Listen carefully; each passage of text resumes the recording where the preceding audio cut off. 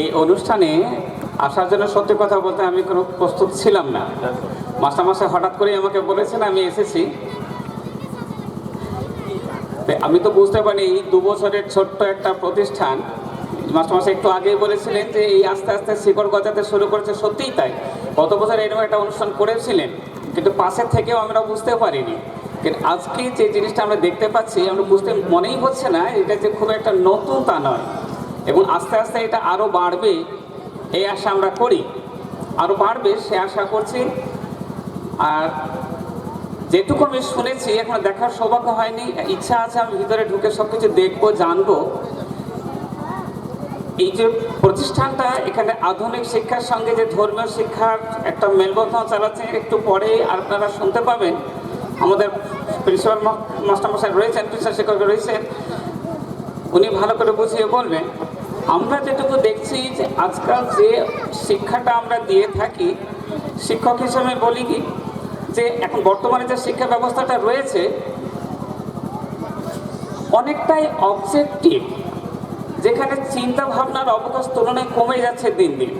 আমরা ভালো রেজাল্ট করব, ভালো চাকরি করব, ভালো ইনকাম করব, ভালো থাকবো, মানে এইটা করার জন্য আমরা দৌড়ে চলেছি। কিন্তু এর সঙ্গে এই ধর্মীয় শিক্ষা, যে ধর্ম আমাদেরকে ধারণ করে রেখেছে, যে শিক্ষা আমাদেরকে নীতি শিক্ষা শেখায়, যেটাকে আমাদেরকে রাস্তায় সঠিক পথ দেখায়, এই দুটো শিক্ষার মেলবন্ধন, এই যে ব্যবস্থাগুলো তৈরি হচ্ছে আজকাল বেশ কিছু রয়েছে মাদ্রাসাগুলো,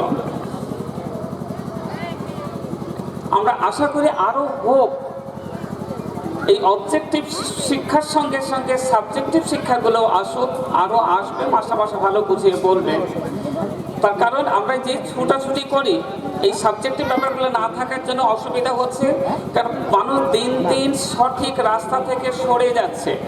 তার আবার সঠিকভাবে চলুক, সমাজ ঠিক সেই পথে চলুক যে শিক্ষাটা আমাদের ধর্মীয় শিক্ষাটা দিতে পারে। আগে থেকেই ছিল, কিন্তু এখন দিন এমন এসেছে আমরা কিন্তু আসলে আস্তে আস্তে সরে যাচ্ছি সেই শিক্ষা থেকে। আশা করি এই ধরনের প্রতিষ্ঠান আরও হোক, বাইরের কোনো প্রকোপ এর উপর না পড়ুক। আজকাল অনেক সময় আপনারা খবরের কাগজে দেখবেন, খবরে দেখতে পাবেন মাদ্রাসার উপরে কিন্তু অনেকটা আঘাত আসছে। এই আঘাতগুলো যাতে না আসে আমাদেরকে সজাগ থাকতে হবে, এবং কিছু কিছু এলিমেন্ট আছে যার জন্য আমাদের সবারই দোষ পড়ে যাচ্ছে, এবং সেই এলিমেন্টগুলো কিন্তু সত্যিকারে আমরা মানুষের মধ্যে ফেলতে পারি না। মানুষ হতে গেলে মান হুঁশ যে শিক্ষা আমাদেরকে দিচ্ছে, যেখানে মানও আসতে পারে, হুঁশও আসতে পারে, সেই শিক্ষাগুলো এই ধর্মীয় শিক্ষার মেলবন্ধন হলে সম্ভব হবে। একটু আগেই বলছিলাম এই যে অবজেক্টিভ কেবল আমরা খালি আর্ন করবো, ভালো থাকবো, ভালো সুখে থাকবো, এইটুকু না। এই করতে গিয়ে আমাদের মারামারি, হানাহানি, যত কাটাকাটি এইসবগুলো বাড়ছে।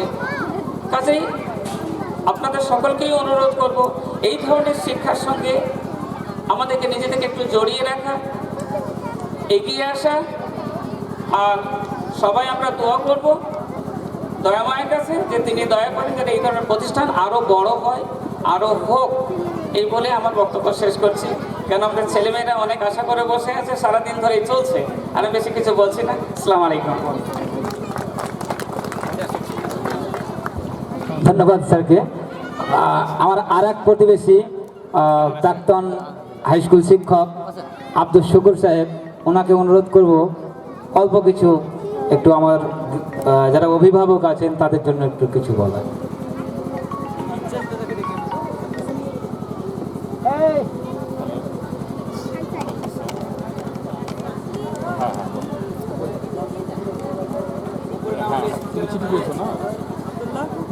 আমাদের চিঠি আসেনি নাকি, কি বলছে?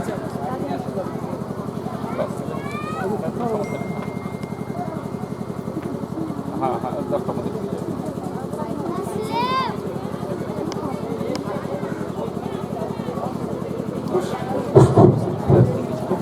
আসসালামু আলাইকুম।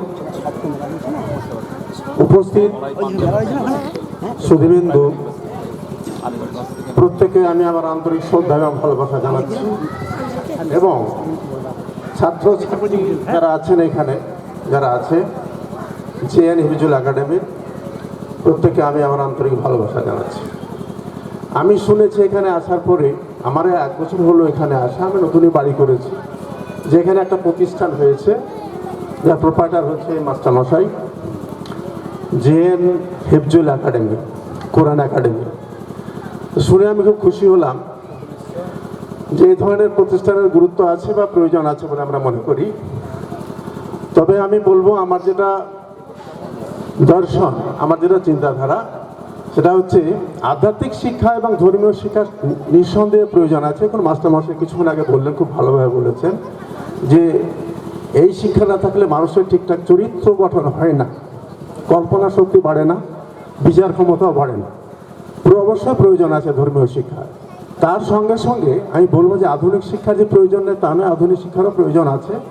ছেলেদেরকে ধর্মীয় শিক্ষার সঙ্গে সঙ্গে অঙ্ক, বিজ্ঞান, ইতিহাস এবং গণিত এই সমস্ত শিক্ষা দেওয়ারও রীতিমতো দরকার আছে। কারণ জীবনে দাঁড়াতে গেলে, প্রতিষ্ঠিত হতে গেলে এই সমস্ত শিক্ষার বিশেষ প্রয়োজন। প্রতিষ্ঠিত হতে গেলে বা দাঁড়াতে গেলে আমাদের কমপ্লিট করতে হবে, প্রতিযোগিতায় আসতে হবে।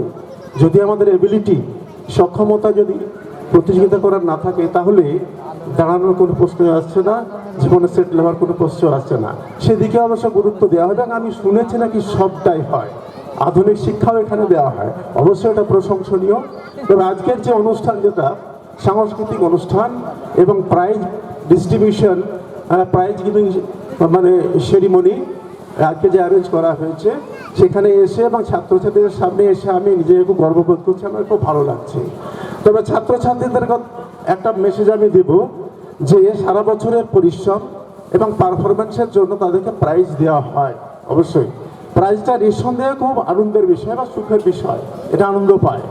তবে এটা মনে রাখতে হবে যে rewards and achievements are not only the symbol of recognition.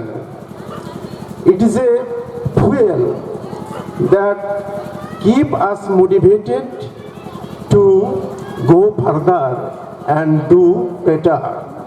যে প্রাইজগুলো পাওয়ার পরে ছেলেমেয়েদেরকে এখানেই ভাবতে হবে না যে এটা আমাদের চরম প্রাপ্তি, কারণ এটা একটা ফুয়েল, যে ফুয়েলটা আমাদের মোটিভেট করে, আমাদেরকে মনোনিবেশ করে আরও ভালো কিছু করার বা সামনের দিকে এগিয়ে যাওয়ার। জেএন হিফজুল কোরআন একাডেমি যে পারফরমেন্স, তাতে আমি খুশি হয়েছি।